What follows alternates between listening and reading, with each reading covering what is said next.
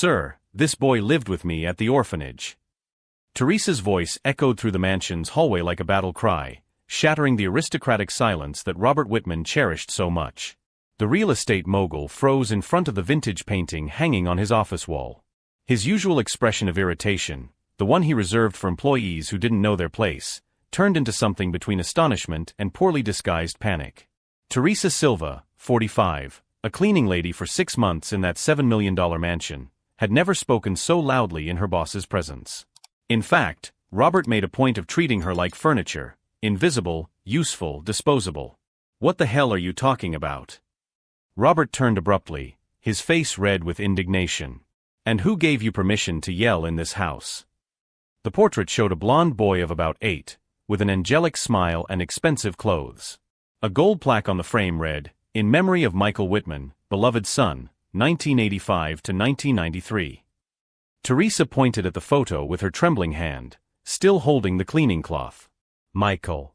That's the name he used at St. Joseph's Orphanage. But we all knew it was a lie." "You're delusional." Robert took a threatening step toward her. "My son died in a car accident at the age of 8. You have no right to talk about him." But Teresa didn't back down. Her eyes shone with an intensity that made Robert hesitate. It was the look of someone who keeps secrets too powerful to be ignored. For 6 months, she had swallowed daily humiliations. The jokes about those people, when he thought she wasn't listening.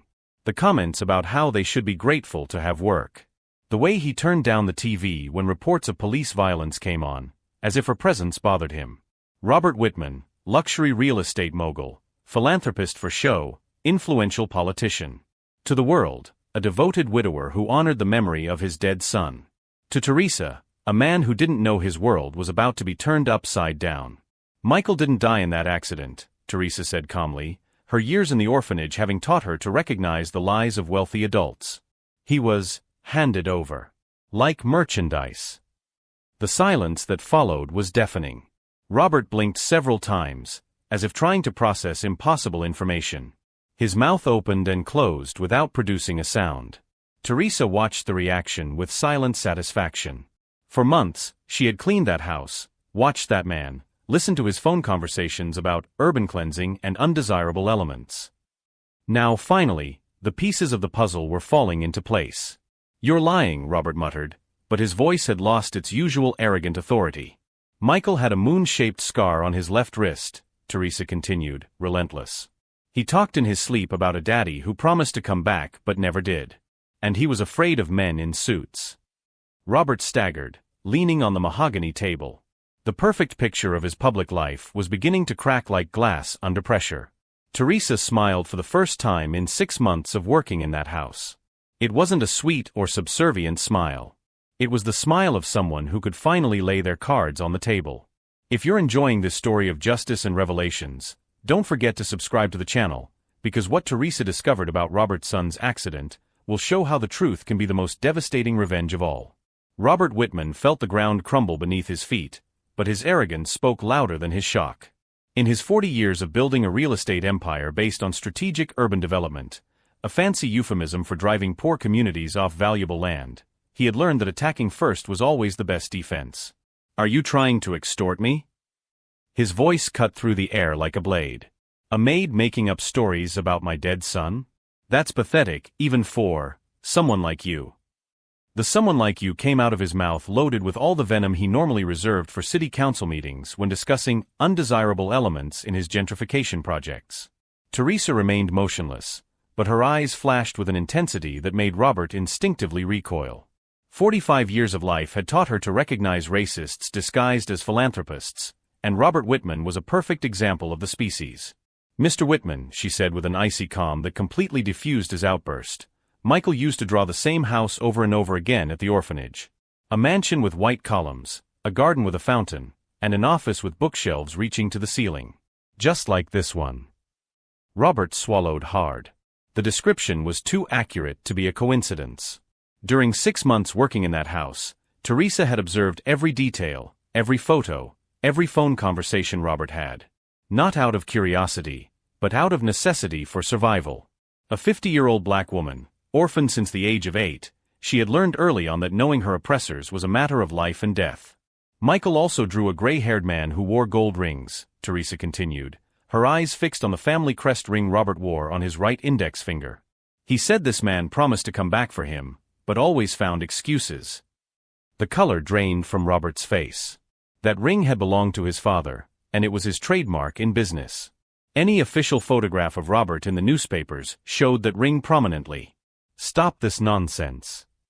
Robert exploded, but his voice came out higher than normal. "My son died at the age of 8 in an accident on Interstate 75. I identified the body myself." "The body of a child burned beyond recognition," Teresa replied calmly. "Who was wearing the clothes Michael wore the day he disappeared from home? Very convenient, don't you think?" Robert froze. Those details had never been disclosed to the press. How would a simple cleaning lady know about the condition of the body or the clothes? Teresa watched the look of panic grow on Robert's face with silent satisfaction. For decades, she had carried the weight of the truth about Michael, not just his true identity, but the grim circumstances of how he had come to St. Joseph's Orphanage. "Michael had nightmares every night," she continued, each word chosen to cut deeper. "He would scream in his sleep about men in suits who forced him into a black car. He said his father had promised it would be just for a little while, until a difficult situation passed." The silence that followed was deafening. Robert staggered to his Italian leather armchair, his face as pale as paper. His hands trembled as he tried to process what he was hearing. Teresa had grown up in the same orphanage as Michael, but she was 8 years older. She had become his unofficial protector, the older sister he never had. Night after night, she had comforted the crying boy who asked when his rich daddy would come back for him.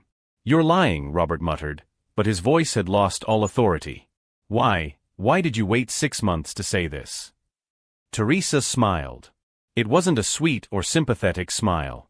It was the smile of someone who could finally reveal cards she had held for decades. "Because I needed to be absolutely sure who you really were, Mr. Whitman. And because I needed to gather the right evidence." She paused dramatically. "Michael didn't die in that accident. He grew up, became a man, and had a life you never bothered to know about." Robert stood up abruptly, pointing a trembling finger at Teresa. "Get out of my house. You're fired. And if you repeat those lies to anyone, I'll sue you for defamation." Teresa didn't move an inch. Instead, she slowly removed a yellowed envelope from her apron pocket. "Funny you should mention lawsuits, Mr. Whitman. Because after 40 years of building luxury developments on top of destroyed communities, maybe it's time someone sued you." The envelope contained something that made Robert's eyes widen in absolute terror. Photos, documents, and a letter in Michael's childish handwriting, addressed to Daddy who promised to come back. Each new humiliation Robert poured on Teresa only fueled the flame of justice she had been meticulously planning for much longer than he could imagine. What that privileged man didn't know was that every act of contempt was sealing his own sentence, and that Teresa Silva wasn't just a cleaning lady who recognized a photo by chance. She was the only person alive who knew the whole truth about what really happened to Michael Whitman, and about the crimes Robert committed to hide that truth. Robert violently snatched the envelope from Teresa's hands, his eyes quickly scanning the contents. What he saw made him stagger backward as if he had been punched in the stomach. The first photo showed a young adult of about 25, unmistakably Michael, working in a mechanic shop. The second showed the same young man dressed in a paramedic's uniform. The third showed Michael holding a nursing diploma, smiling next to an older black woman whom Robert recognized immediately, Teresa. "Impossible," Robert muttered, his hands shaking. "These photos are fake. You manipulated all of this." Teresa smiled with a calmness that made Robert's blood run cold. For 6 months, she had endured every racist comment, every condescending look, every joke about people like her needing to be grateful for a job. All to arrive at this very moment. "Michael graduated as a nurse at 23, Teresa said calmly, pulling a worn cell phone from her pocket. "He specialized in palliative care. Ironic, don't you think? The son you gave away to die ended up dedicating his life to caring for people in their final moments." Robert grabbed the table to keep from falling. "Handed him over? I never. My son died in an accident." "Michael did die, Mr. Whitman. He died at the age of 8 on the day you handed him over to those men in exchange for paying off your gambling debts." Teresa paused dramatically. What grew up in the orphanage was just a broken child trying to understand why Daddy never came back for him. The truth hit Robert like an avalanche. His legs gave way and he collapsed into the armchair, his face completely pale. 30 years of carefully constructed lies crumbled in a matter of minutes. Teresa watched the reaction with silent satisfaction. She wasn't just a cleaning lady who recognized a photo by chance. For 2 decades, she had been head nurse at St. Vincent's Hospital, the same hospital where Michael had worked for the last 5 years of his life before dying in a real accident, this time trying to save victims of a fire. Michael told me everything before he died, Teresa continued, her voice cutting like a knife. About the man in the suit who promised it would be just for a little while. About how you cried when you handed him over, saying you had no choice. About how you promised to come back when things got better. Robert tried to speak, but only a groan came out of his throat. Teresa had planned this moment meticulously. It was no coincidence that she had gotten the job at this mansion. Dr. James Fletcher, a human rights lawyer and old friend of Michael's, had helped her investigate Robert Whitman for 2 years. Fletcher had discovered that Robert had lost the family fortune in illegal gambling in 1985. Desperate and owing impossible sums to dangerous people, he had accepted a diabolical proposal to hand over his own son to a child trafficking ring in exchange for forgiveness of his debts and a loan to start over. The car accident was staged. The charred body was that of an orphan child who had died in a fire around the same time. Robert used his political contacts to speed up the identification and close the case quickly, avoiding further investigation. "Do you want money?" Robert asked desperately, his voice coming out as a croak. "I can pay any amount. 10 million, 20 million. Whatever you want." Teresa laughed, a cold sound that made Robert recoil further into his chair. "Money." She shook her head. "Mr. Whitman, you still don't understand. Michael died believing that his father had abandoned him out of shame. He died without knowing that you built an empire on the lie about his death. He died poor, alone, caring for strangers because he never managed to start a family of his own." Robert tried to stand up, but his legs wouldn't obey him. What do you want then?" Teresa walked over to the bookcase and picked up a gold picture frame, a photo of Robert receiving an award from the city as Philanthropist Businessman of the Year, surrounded by orphan children whom his company had symbolically adopted. "I want you to feel exactly what Michael felt," she said, smashing the picture frame on the floor. "Abandonment. Humiliation. Despair. And most of all, I want everyone to know who Robert Whitman really is." From her apron pocket, Teresa pulled out a second phone, this one new and professional. On the screen, a bright red recording icon flashed. "This entire conversation is being broadcast live to Dr. Fletcher," she announced calmly. "And he is recording every word for the lawsuit we will file against you. Not only for abandonment of a minor and falsification of documents, but for participation in a human trafficking ring." Robert felt the world spinning around him. For 6 months, he had poured his arrogance and racism onto Teresa, without imagining that every word was being carefully documented. Every prejudiced comment, every humiliating order, every joke about people like her, all recorded, catalogued, prepared to destroy his public reputation built over decades. You planned all this," Robert muttered, finally understanding the extent of his situation. "Dr. Fletcher and I planned it for 2 years, Teresa confirmed. "Every detail. Every document. Every piece of evidence. Michael may have died without knowing the truth, but the whole world will know it." Teresa walked to the window, looking out at the mansion's perfectly manicured garden. For 6 months, she had cleaned every corner of that house built with dirty money, listening to Robert brag about his philanthropic endeavors, while treating her like disposable furniture.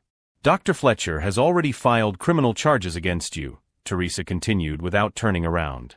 "He has also sent copies of all the evidence to the federal prosecutor's office, the Internal Revenue Service, and investigative journalists from 3 different television networks." Robert's phone began to ring. Then another. And then another. Teresa smiled, recognizing the signs of a scandal about to explode. "Your lawyers must already be trying to find you," she observed, finally turning to face him. "Too bad you're busy having such an enlightening conversation with a mere cleaning lady." Robert tried to grab one of the phones with trembling hands, but Teresa was quicker. She held the receiver and with a deliberate movement, dropped it on the floor, where it shattered.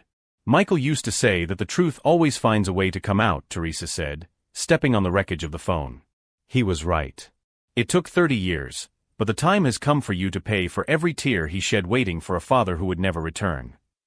For a moment, as she watched Robert Whitman, respected tycoon, renowned philanthropist, influential politician, completely crumble before a black woman he had treated like trash for months, Teresa felt something she hadn't experienced since Michael's death: the sweet satisfaction of seeing justice finally served.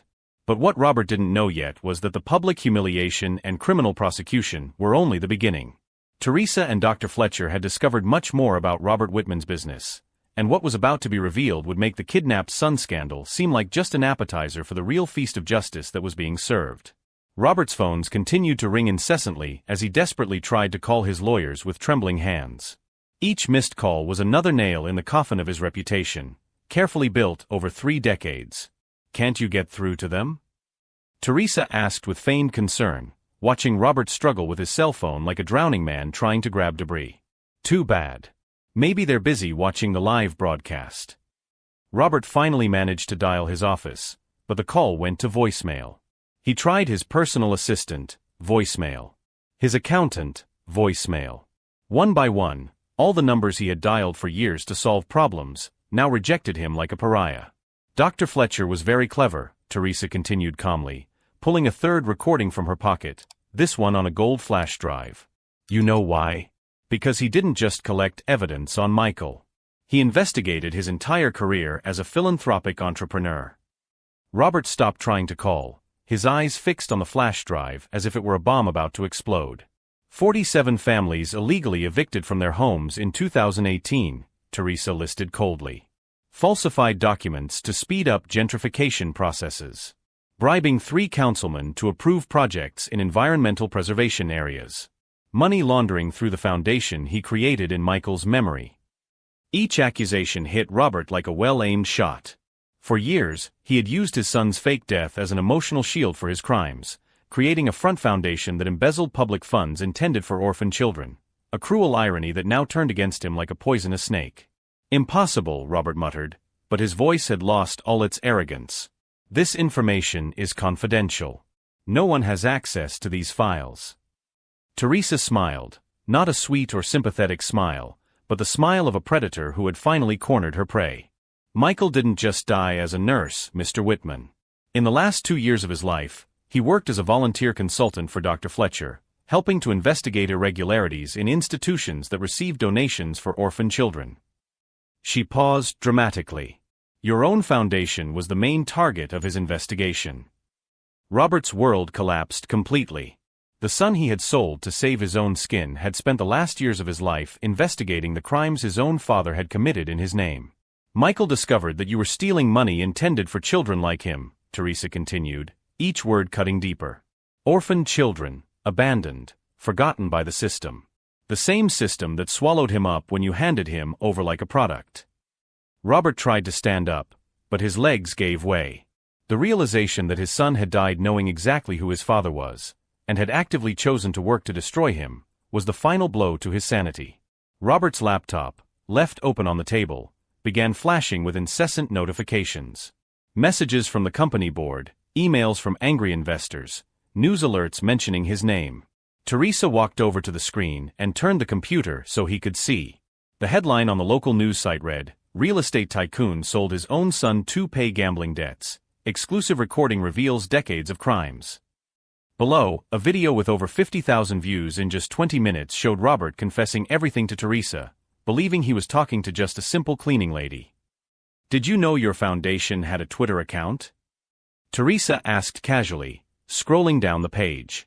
"Over 200,000 people have watched the video where you call orphan children undesirable elements and talk about urban cleansing. Very inspiring for someone who wins awards for philanthropic work." Robert tried to close the laptop, but Teresa was quicker. She held his hand with surprising strength for someone he had completely underestimated for 6 months. "Your company's stock has fallen 60% in the last 2 hours," she continued, pointing to the red charts on the screen. 6 major investors have already withdrawn their support. The mayor has cancelled the $500 million housing project contract.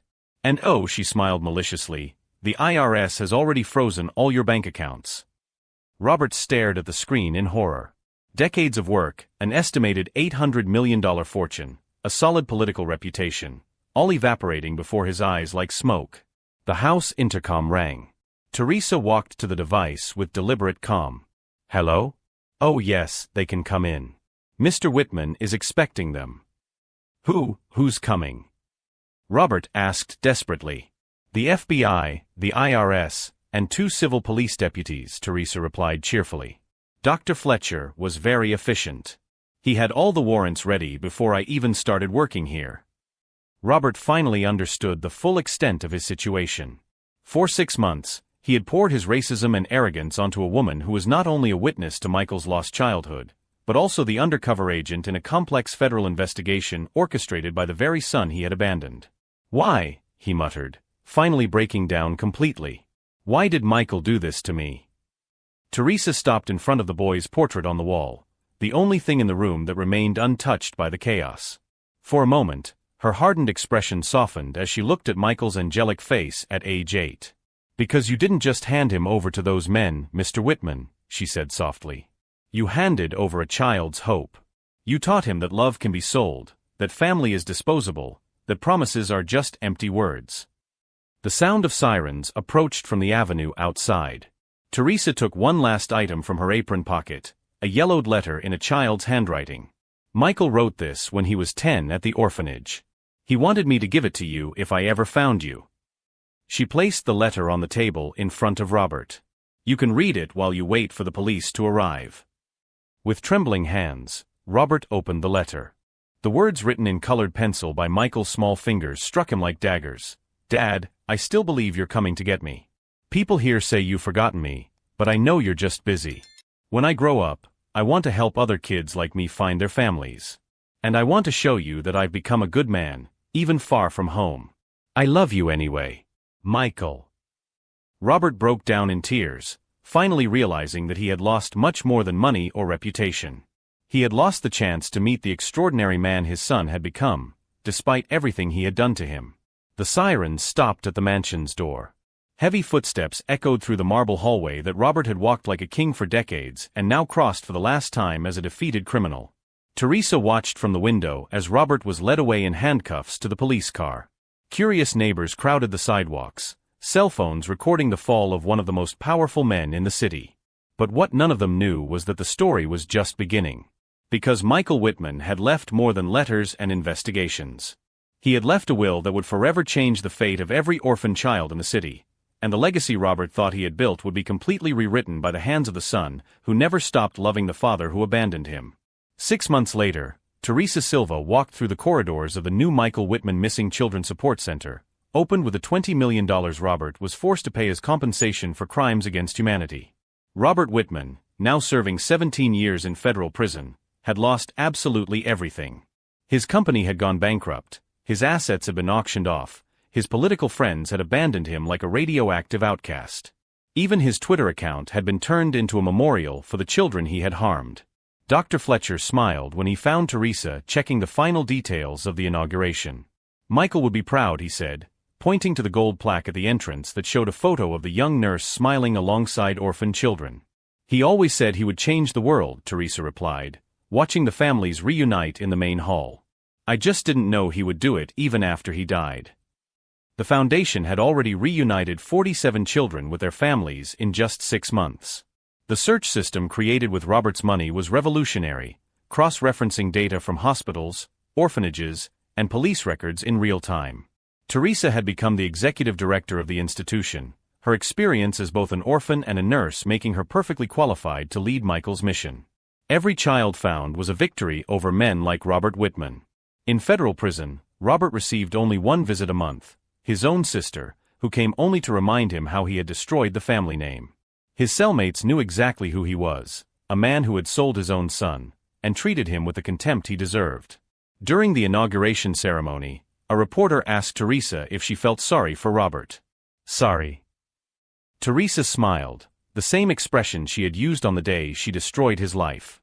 "I feel sorry for the children he harmed. Robert had 30 years to do the right thing. Michael had only 25 years of life to correct his father's mistakes." Michael's last act had been to leave detailed instructions on how his death should be investigated if anything happened to him. The accident that killed him was no accident. Robert had hired thugs to silence the son who threatened to expose his crimes. But Michael knew that Teresa would fulfill his mission. In the final letter he left for her, he wrote, "If you are reading this, then justice has finally been served. Thank you for never giving up on me." Today, as she watched families hugging each other at the center named after Michael, Teresa knew that the best revenge is not to destroy those who hurt you, it is to build something so powerful that it makes it impossible to forget what we are fighting for. Robert Whitman's story became a case study in universities about how arrogance and prejudice destroy lives. Michael Whitman's story became an example of how true love survives any abandonment. And Teresa Silva proved that sometimes the quiet cleaning lady you despise may be exactly the person who holds the keys to your redemption or your destruction. Michael taught us that family is not blood, it's who stays when the whole world abandons you. And sometimes, justice comes disguised as a humble woman who never forgets a promise made to an orphan child. If this story touched your heart, subscribe to the channel to discover more stories of people who turned injustice into purpose and abandonment into unconditional love.